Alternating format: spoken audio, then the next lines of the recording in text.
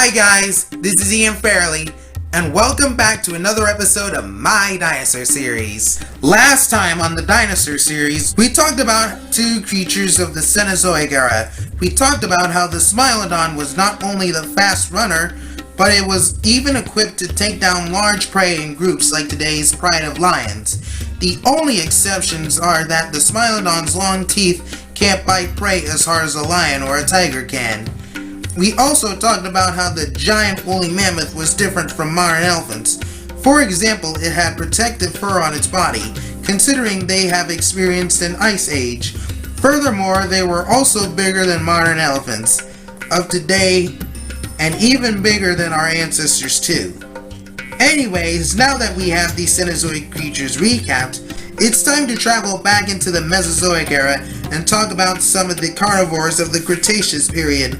Both of them have magnificent sails on their backs, such as Concavenator and Ichthyovenator. We'll start with the carnosaur named Concavenator. The name of this dinosaur, Concavenator, means Cuenca hunter, with a hump that is actually a small sail sitting along its back.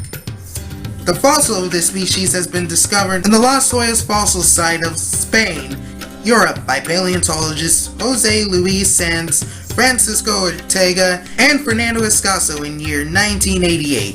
Concavenator was a medium-sized, 19-foot-long, 6-foot-tall, primitive member of the Carcharodontosauridae Family, possessing several different features. Two extremely tall vertebrae in front of the hips formed a tall but narrow crest on the dinosaur's back. The function of this crest is unknown, but paleontologist Roger Benson speculated that the crest of the Concavenator was used in visual displays.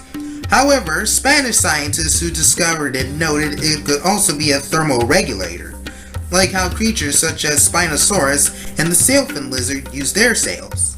Concavenator had structures resembling quill knobs on its ulna, and a feature known only in birds and other feathered theropods. Quill knobs are created by ligaments, which attach to the feather follicule, and since scales don't form these type of things, the authors ruled out the possibility that they could indicate the preserve of long displaced scales on the arm.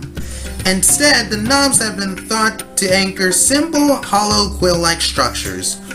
Feathers or related structures would likely then be present in the first members of the clade Neotentonurae, which lived in the mid-Jurassic period.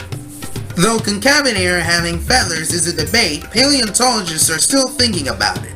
It may be the fact that this is another dinosaur that has been more bird-like than lizard-like. But of course, the feathers may have been worn on the body and are more like quills, and may have been used to determine opposite gender between one another, with the male's crests and quills being larger than the females. During the early Cretaceous period, 130 million years ago, Concavenator may have been a powerful runner that specialized in chasing small dinosaurs, crocodiles, and early mammals according to research. Now that we have stated the facts about Concavenator, it's time to talk about one of the other Spinosaurid dinosaurs called Ichthyovenator. The name of this dinosaur, Ichthyovenator, means fish hunter, because like all Spinosaurid dinosaurs, it was a piscivore that ate fish from the water. Its fossils were discovered in Laos of Southeast Asia, year 2010, after living in the Cretaceous period 125 million years ago, hence its full name, Ichthyovenator laosensis. The dinosaur was estimated to have been between 20 to 34 feet long, and 10 feet in height at the hips. The teeth on its mouth were so conical and straight, and its neck resembled that of a closely related genus, Silgomosaurus. Ichthyovenator had neural spines that formed a sail along its back, like most Spinosaurids. The only downside is that the sail had a wave-like shape that curves downwards over the hips and divided into two separate sails. That's enough for the Concavenator's crest to fit into the hole.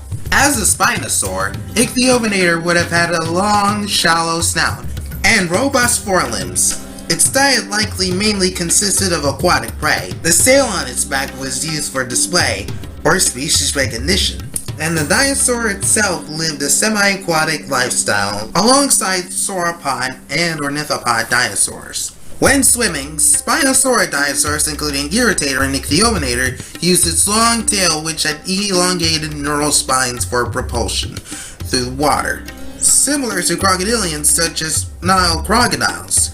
Whenever food was scarce, Ichthyovenator would appear on shore to scavenge on some already dead carcasses, or eat smaller dinosaurs and pterosaurs if necessary. Well guys, that's all the facts about Concavenator and Ichthyovenator for this episode. If you liked this video, please leave a like in the comment section and subscribe to this channel. And go find Icky the Ichthyovenator in a cartoon show I created called Dinomaniacs on the Ian Fairley Animations channel. Next time on Ian Fairley's Dinosaur Series, we are going to be talking about the dromaeosaurids you may have seen in the latest dinosaur movie, Jurassic World Dominion. And these are the closest cousins of Velociraptor, such as Atrociraptor and Pyroraptor. This is Ian Fairley, and thank you for listening.